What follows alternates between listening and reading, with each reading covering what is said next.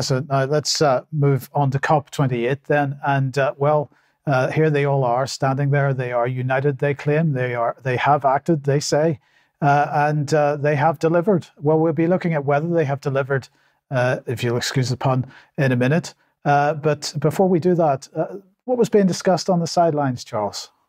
Well, on the sidelines and in the rhetoric in the lead up, we've heard plenty this year about alarmism on top of alarmism where the climate is concerned. We now know that we've entered the era of global boiling and all the rest of it. So it seems to be time to bring out from the recesses of the drawer of emergency measures ideas that haven't really been given any ground in the mainstream narrative. And one such is the idea of cooling the world by what's called Solar Radiation Modification, or SRM. So we see here from the Scientific American just before COP started, or at least a couple of months ago, October, it's time to engineer the sky. Global warming is so rampant that some scientists say we should begin altering the stratosphere to block incoming sunlight, even if it jeopardizes rain and crops. So straight away, we've got the idea that there is harm in suggesting this,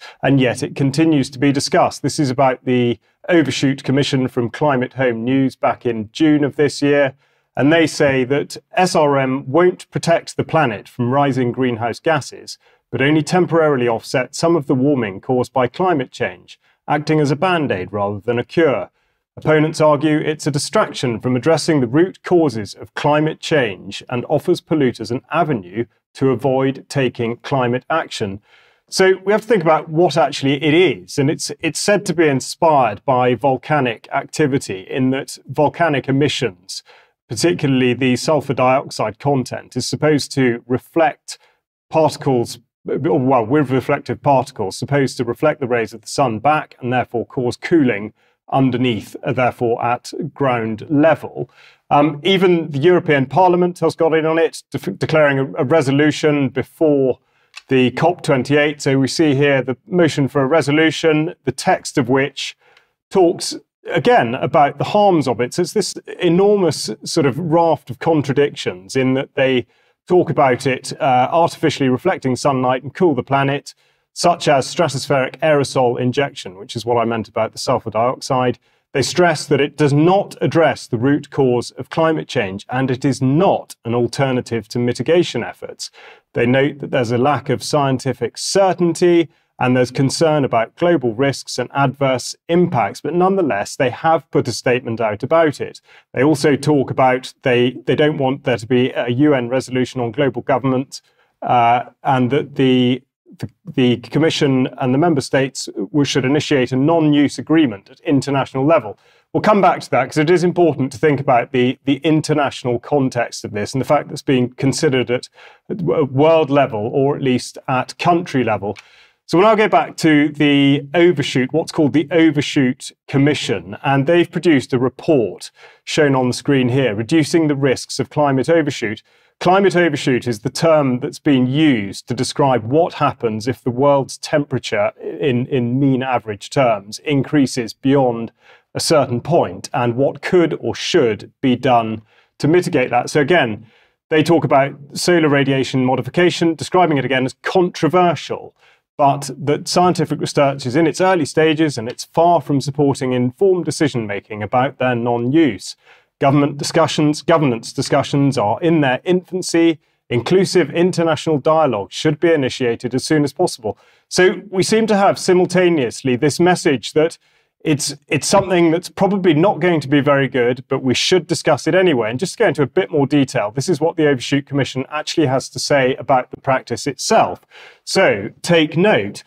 Reflecting sunlight would not address the cause of global warming, as it would not affect the levels of greenhouse gases in the atmosphere. It could not substitute for emissions cuts. Furthermore, SRM would not be capable of fully restoring previous climate conditions and could result in unwanted regional climate changes. Poorly planned deployments, for example, using SAI in only one hemisphere might lower global temperatures overall, but could exacerbate climate change in some regions.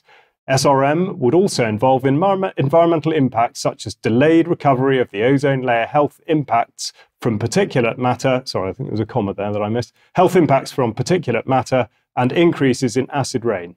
SRM would not address the increased ocean acidification caused by the elevated atmospheric CO2 concentration.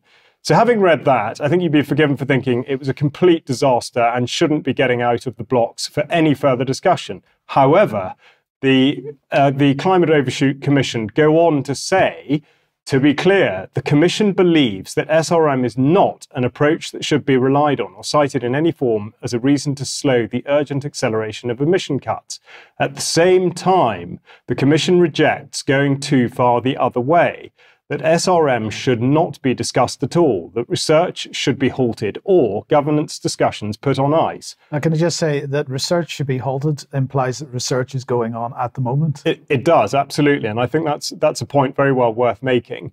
But you might be thinking that this is ringing a vague bell in terms of the messaging, putting the suggestion out there that something's really very damaging. But because we're so far gone in terms of the emissions and the damage that that's been doing to the environment and indeed the warming of the earth, that something else should be looked at. And this is where we come to the behavioral psychology aspect of it. So we'll just put on the screen now an academic paper from Scientific Reports, the title of which is Exposure to Climate Change Information Predicts Public Support for Solar Geoengineering in Singapore and the United States. Solar geoengineering being the sort of the overall term for SRM and the strategic aerosol injection, as well as other terms. But text from this says, the points above align with secondary risk theory, an extension of protection motivation theory, stating that people favour risk reduction interventions they perceive to be implementable and effective, while opposing those they believe are too expensive or risky to deploy. Scholars have used that theory in the context of pandemic response and vaccine hesitancy, terrorism countermeasures, critical infrastructure risk assessment, and urban development and vulnerability. And it could be usefully applied in the context of SAI. So there we have it. It is being looked at in terms of effectively nudge. If we suggest it enough and we make enough of a fuss about the existing measures failing and there being enough alarmism around it, slowly but surely the pendulum will swing. And therefore we look to the future. Who else has a stake in this and where do we turn when we want to see what's going to happen next? Well, lo and behold, SRM Youth Watch, a group that examines this at the younger, for the younger generation. And taken off Twitter here, we have a screenshot which does link to a video. I'm afraid there's not time to show the video, but I will show it in News Extra. But it features Thelma Krug, the former vice chair of the IPCC. And in a nutshell, in describing the potentially catastrophic effects of solar radiation modification, she says that there could be benefits, but the key thing here is that she says if it is to be done, it would need to be done for at least 100 years, and that to stop it in advance of that period could be utterly catastrophic. So here we are faced with this effective sort of cliffhanger of, well, all else looks to be failing. It looks like our last chance, so we should do it. But if we do, we absolutely have to stick with it. Now, we've looked at examples from around the world, from the periphery of COP28. It was discussed there in some forum, the details of which haven't yet been published, but I will be able to come back to that in due course. So as a parting note, if you're thinking that this isn't being considered in the UK, then it most certainly is. So we'll just finish with a... Sorry, I've just got to go back a little bit, actually. Just on one to the regulation that surrounds this. And in the first instance here from UNEP, the United Nations Environment Programme, we've got regulation in effect from 1977, suggesting that the only way in which weather modification would be done was as an instrument of warfare. Now, that's been updated now. We've got international treaties going back to 1992, at which point we note that lack of full scientific certainty should not be used as a reason for postponing such measures.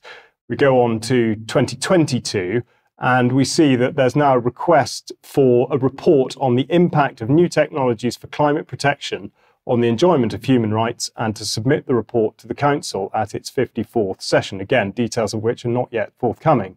Now, beyond that, we have the conclusion here, again, this contradiction, saying that it's no substitute for emission reductions, and yet still it's there as a suggestion out in the main arena now. And you might be thinking at this point that this therefore can't have happened given the regulations surrounding it and the theoretical nature of the discussion. So let me introduce you to Make Sunsets, a small business which have been operating out of Mexico and are yet to be shut down. But they describe in their report published recently that they've launched 33 balloons with sulfur dioxide, and they say they've offset nearly 6,000 ton years of warming. So in effect, what they're doing is they're selling global cooling. And this goes back to the finance of the whole thing. And it coincides with certainly in the UK, the crash of the sort of carbon credit system and the devaluing of that. But perhaps there's a market now in global cooling tokens. So they describe here that they use latex balloons that they send up with sulfur dioxide. And in a sense, the balloon bursts and it releases sulfur dioxide.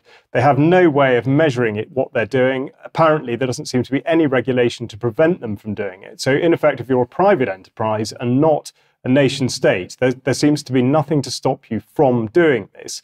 And as I was just touching on earlier, if you think this isn't happening in the United Kingdom, or at least isn't being considered, I'll just close with a slide off the Met Office website, which again talks about it being very controversial and all the rest of it. And it says that it might have reducing hazardous climate extremes, but there could be complex and significant drawbacks.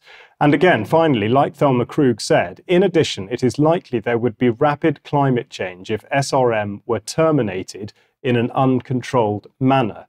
So it's being put out there, it's more and more in the mainstream, and the timing is very, very interesting. We will see what happens next.